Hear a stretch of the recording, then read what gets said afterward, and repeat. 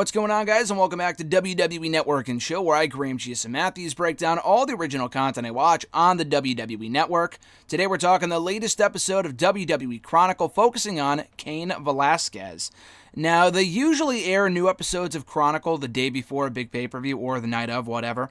This one being no exception, as Survivor Series is tonight as I record this. It's been a loaded weekend for new network content, so if you haven't already, check out my review of WWE Untold, the episode on Sting that aired on Friday. I reviewed it yesterday on the 5-year anniversary, actually, coincidentally enough, of his WWE Survivor Series debut back in 2014. One of my favorite moments as a fan, so I talked all about that for about a half an hour here on the channel yesterday in the all-new Sting's Last Stand episode of I almost said Chronicle, WWE Untold. And then I also did a SmackDown review from Friday, if you want to check that out. The Go Home Show, which was a quality show overall, I thought, of SmackDown for Survivor Series tonight. And then tonight after Survivor Series, WWE is airing an all-new, or rather the premiere of Broken Skull Sessions with Stone Cold Steve Austin and The Undertaker. So that should be great. And that'll be coming up tonight after Survivor Series. I highly doubt I'll be watching it tonight. The show probably won't get over till 11. I won't even be home. And then it's going to run around 2 hours. So I probably will not watch it tonight. I'll probably save it for early tomorrow. Try to watch it and then get to it, review it, and then upload the video before Raw tomorrow. So again, I'm not exactly sure how likely that is. And if I can't get to that in time, I think there's a new WWE Day Of premiering today too, either before the pay-per-view or after the pay-per-view, I'm not sure, focusing on Draft Day. And WWE's confirmed this because they put up a new clip about it on their YouTube channel today. So if I don't have time to watch the entirety of the Broken Skull Sessions podcast for tomorrow and get the review up for tomorrow, it'll definitely be up by Tuesday here on Network and Show. You can definitely check out my review of Day Of either tomorrow as well or Tuesday. So either way, a lot of new network content going up. It's as good of a time as ever to be a WWE Network subscriber and a subscriber to this very YouTube channel as they break down all the new network content going up. But anyway, back to WWE Chronicle with Cain Velasquez. Now, this Chronicle takes place from his big SmackDown debut on Fox back on October 4th, up through Crown Jewel on October 31st, Halloween Day. So he said that he was hidden in the background the day of SmackDown's big debut on Fox. We saw a clip of this during WWE Day Of that focused on this big SmackDown premiere. I think that aired a couple of weeks ago, and I broke it down here on the channel a few weeks ago as well. And they showed Cain Velasquez backstage. They didn't talk about him. They didn't talk to him. But you see this man walking with, I think, Mark Carrano backstage at the SmackDown show in Los Angeles wearing a friggin' luchador mask. And it's like, holy shit, that's Cain Velasquez. So no one knew he was there. His disguise obviously worked because he showed up and there were no rumors that he would be there, which was really cool. But we see him talking to Rey Mysterio before he went out, obviously, because Rey Mysterio accompanied him to the ring. We see him talking to Triple H. We see him talking to a variety of people. Triple H, Vince McMahon. He actually thanked Vince before he went out, saying, hey, thanks, Vince. I'm looking forward. I'm having a good time so far and being here, whatever. And Vince kind of like smiled and laughed it off. Typical Vince reaction. But yeah, he talked to Vince beforehand. Triple H told him to have fun. So it was a pretty cool like behind the scenes moment that we didn't see on that Day Of episode of the SmackDown thing about a month ago. And he said, through it all, obviously they recapped the big debut when he came out and laid out Brock Lesnar, laying down the challenge for a match at Crown Jewel a couple weeks later. He said through it all, through his early childhood, no matter where he's been in his life, he's always stayed humble. That's been first and foremost for him. Although as humble as he is and as nice as he can be, he's always, as a fighter, very competitive. He's a very competitive fighter. But he said in arriving to the Los Angeles press conference the following week when they made the fight official for a Crown Jewel for the WWE Championship between Brock Lesnar and Cain, he had said it was surreal to be at the SmackDown show the week earlier. We actually see a clip of him choosing his entrance music with Triple H, which was kind of a cool process. I mean, you always think about this stuff and hear about it, but you never actually see it more often than not, and we see it here. Triple H had a headset on. They were backstage, and they sampled 2 different songs. The first song was more like, I'm not exactly sure how to accurately describe it, but it's kind of something that you would listen on the radio, or you would, I don't know. It's like an actual song, okay? Maybe not like an actual song, but it sounds like an actual song. The second song was more pro wrestling-y, if that makes sense. had more of, the song that he used at Crown Jewel and at the press conference and on Raw and on SmackDown. I think the second song is more badass. He liked the first song, but Triple H says, personally, I like the second song more. I think it has more of a badass feel. But listen, dude, if you like the first song, you can use it. And Kane's like, no, I agree. I like the first song, but the second song has more of a badass vibe to it. So I thought it was kind of cool to see that behind-the-scenes interaction between Triple H and Kane and choosing Kane's entrance music. But he knows that despite his experience and success in the UFC, in the MMA world, he knows he needs to put in the work to be the best at this WWE thing. He also said growing up doing sports, he always wanted to represent his Mexican roots, and he feels like he's able to do that now in the UFC, now in the WWE. No matter what he does, he wants to represent his roots, represent his culture, and just be who he is. So we see him training at the Level Up Pro Wrestling School with Rey Mysterio and a few other people. I believe located in California somewhere, San Diego, San Francisco, I'm not sure, but somewhere in California is he training at this school, which is cool. He says it's an honor to be training with a legend such as Rey Mysterio, a legendary luchador, and he's kind of getting more comfortable. I mean, obviously he has some of the stuff down from his UFC days, but it's a big difference, it seems like, from doing one over the other.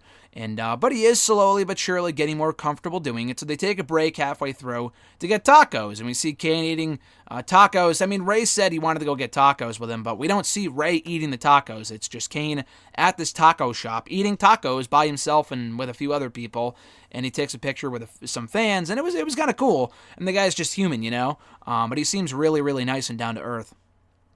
But anyway, he said he's always thinking about how he can improve. Like, there's two things he's like, whenever he thinks about like the fact that I'm here, this is so cool, like how did I get here? It's mind-blowing. But at the same time, he's not taking it for granted, and he's always thinking how he can improve. Like, it's not, this is as good as it's going to get. No, he's also thinking, listen, I'm not great. I still have a long ways to go at this. How can I get better as a WWE superstar? And the producer asks him, like, who do you feel is more important to impress first, yourself or the WWE Universe?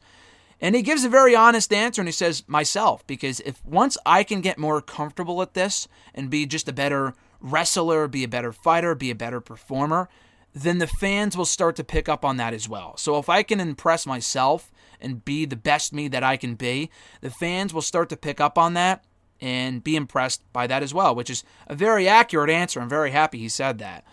But he said, as cool as he can be, who he is as a person isn't necessarily who he is when he goes out there for a fight or for a match. He says that everyone can kind of relate to that. When you're fighting, you're a totally different person. And you have to be that different person in order to attain victory, in order to obtain the victory. He says when he goes out there, he has that kill or be killed mentality. That mentality is what has led him to much success in the UFC realm, and that's that same mentality he's going to take into the match with Brock Lesnar at Crown Jewel. So we see him reliving the Brock fight, actually, from 9 years ago to the day, I think in Anaheim, in the exact same city where they fought the first time in 2010. I remember watching that live. I was a fucking sophomore in high school when Cain beat Brock. It wasn't Kane's, or rather Brock's first loss in the UFC, but it was still pretty shocking. I think Brock was at the top of the world at the time. He was like the UFC heavyweight champion for a while, I think.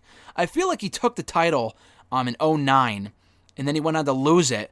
No, he may have won the championship over the summer, but then he lost it in his first defense later on in the fall. I feel like that's what the story was.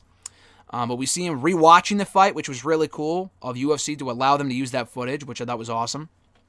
And he also talks about his strategy in beating Brock, because he knew that he could beat him on foot. When they got down to the ground, he knew that Brock would have that advantage. He could choke him out, ground and pound, whatever.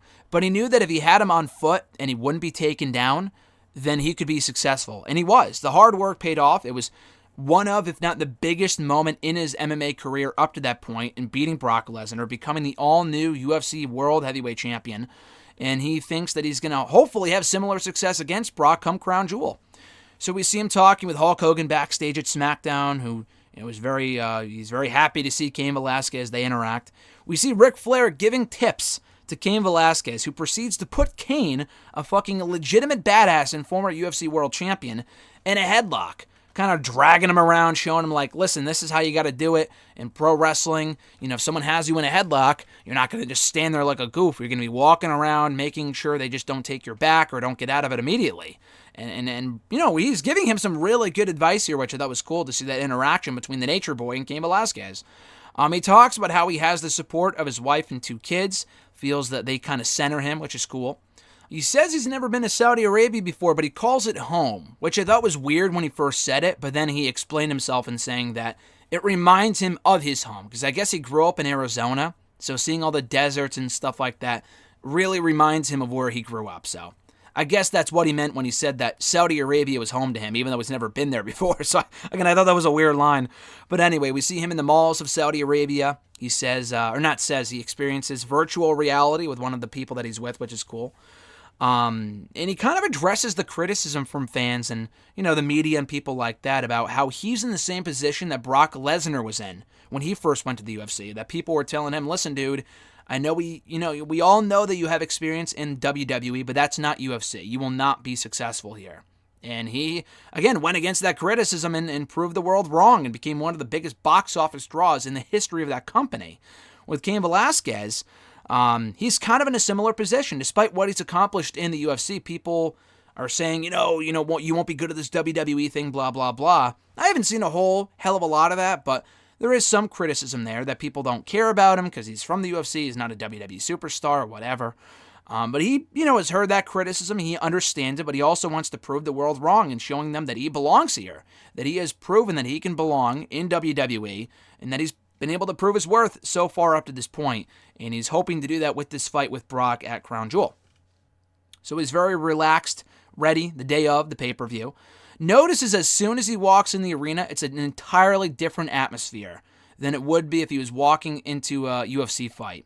Now, it's kind of the same nerves and stuff like that, kind of the same smell of the gear and getting ready for a big fight, but a different atmosphere in the sense that it's not UFC. It's a totally different world with WWE.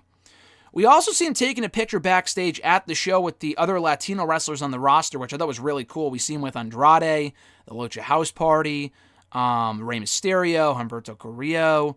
There may have been 1 or 2 other people in the picture I'm not thinking of, but it was a cool picture nonetheless. I know I've seen it somewhere on social media, but it is cool to see them in the process of taking that picture. I thought that was pretty cool. He talks about how he has to visualize himself doing whatever it takes to win that fight. I mean, again, it's scripted, obviously, but the point still stands where he has to visualize the entire situation going well, because otherwise he might feel like he's going to be a failure, So he has to visualize himself winning the fight, winning the match, what it's going to feel like, and that's going to help him obtain victory. He says, now it's time to do what we practiced, as he's walking to the ring for the match. And he feels like he kept good distance from Brock with the punches and the kicks early on. And he went after Brock while he was down, which ended up costing him the win when Brock caught him in the Kimura, in the not the armbar, but it's the Kimura when he breaks his arm. And that's what he tapped out to ultimately. So Cain loses. And they didn't mention that it was a 2-minute match, but it was, which was disappointing. Now, the weird thing is that they never mention, as far as I know, anything about the knee injury. Now, they showed Cain training. They showed him training MMA style with the pro wrestling guy, stuff like that, but they never actually addressed, as far as I know, unless I missed something, the knee injury, which plays a big factor in the finish, I would think, because otherwise, why would Cain lose in 2 minutes? The only excuse behind Cain losing so quickly as he did would be the fact that he was injured going in, which, again, it's a dumb story just because they should have never booked the match in the first place if the guy was hurt, but I thought that was so silly. But anyway, they never even addressed that. They show Cain right after the fight, right after his loss, and he talks about how he actually lost his mom a few months earlier, which is really sad to hear him talk about. Like, we see Cain as a really nice guy, this illegitimate badass, throughout this entire special, and then at this point, they show him crying, talking about his mom, who he had lost, and he gets really emotional talking about it and how she was there for him. He actually prayed for her to be there with him during that match, and he feels that she was, which is really cool to hear him talking about. And he says, bottom line, even in defeat, my debut performance was at Crown Jewel. Amazing. That's what he says.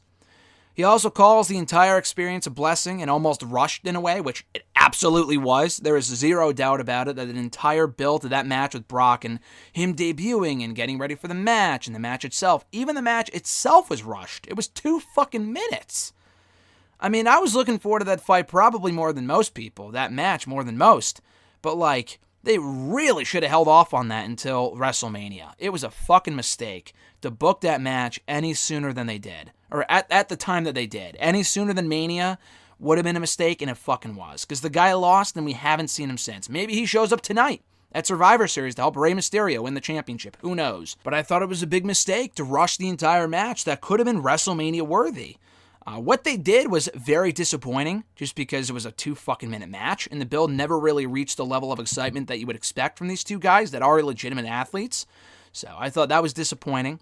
And another takeaway, too, before we wrap it up here, there are a few more things I wanted to know. I mean, I guess I'll just mention this quickly. Like I said, he had called the experience a blessing, almost rushed. He said he was glad to be in this position in WWE, and he says he just wants everything to be better. So I guess he's hoping to get healthy, kind of mourn his mom's loss, her passing from a couple months earlier, be a better him, come back, redeem himself, blah, blah, blah. So I thought that was a nice note to end it on. But again, my biggest takeaway, I think, from this special, which was very good overall, about 30 minutes in length, just about 30 minutes, 29 minutes, I think, or roughly, was that the guy can speak perfect English. There's nothing wrong with this guy's English at all, which I think I already knew that, because I think I've heard him talk elsewhere, like with Ariel Helwani, or like on an interview, or whatever. He speaks perfectly fine English. So why didn't they let him speak in the build-up to fucking Crown Jewel? He did speak in Spanish, but other than that, the guy never really spoke at all. It was Rey Mysterio essentially serving as his mouthpiece, which I thought was a mistake, just because the guy can speak very well for himself, and he comes across, again, as very humble, very nice, very down-to-earth. So I thought that was a bit strange. But overall, I thought this entire Chronicle special was very well done. Very cool to see inside the mind and inside, or behind the scenes, rather, of Cain Velasquez's WWE debut back at SmackDown last month. And also the road to his Crown Jewel match with Brock Lesnar for the WWE Championship. We got to know a lot more about Cain through this special than we ever did on WWE TV. They did nothing to make most viewers going into that show care about Cain Velasquez, which was one of the biggest, my biggest issues with the build-up to that match, was the fact that they never made it feel as big as it had the potential to be, as I said earlier. But again, I thought this was really good, so if you were one of those people that didn't care about Cain, didn't care about the match, whatever, like, why should I give a shit? Check this special out. I thought it was great. And hopefully we see Cain again soon. Again, it may be as soon as Survivor Series tonight. I'm recording this on Sunday afternoon. You may be listening to this after the pay-per-view, so who knows. But I thought it was weird they had the guy lose in 2 minutes, and they never addressed him again after that. They showed him in a video package. They actually replayed the entire Cain-Brock match on SmackDown the next night, because they needed to kill TV time before the NXT people showed up on that whole thing. But other than that, we have not heard or seen Cain. We have not heard from or seen Cain on WWE TV since Crown Jewel. So hopefully we see him again soon. I don't know what the plan is there to come, build him back up, face Brock again. I have no idea. But I thought this added a lot of necessary insight into a match that didn't have a lot of hyper build on WWE TV. They were expecting it to sell itself. And for me, I was sold. Most people, though, from what I saw going into Crown Jewel, could have not given 2 shits about that match or the build itself. And it was justified in the end because the match was no good. It was 2 minutes. It was whatever. But again, check this out on the WWE Network, WWE Chronicle, Cain Velasquez. Very good stuff overall.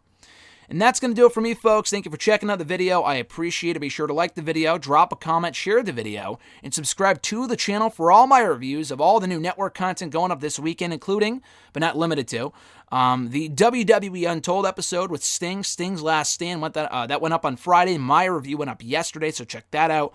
Obviously, the Chronicle, as we're talking about here. Tonight is the premiere of Broken Skull Sessions. I will be watching it probably Monday and reviewing it either Monday or Tuesday, and if not one of those days, whatever day the review of that doesn't go up, I'll probably put in my review of WWE Day Of, focusing on Draft Day. I'm not sure if it's SmackDown or Raw or both, I don't know. But that should be up today, and I should be breaking that down either Monday or Tuesday. So with all that being said, guys, enjoy Survivor Series tonight. I'm Graham Matthews, and I'll catch your ass down the road.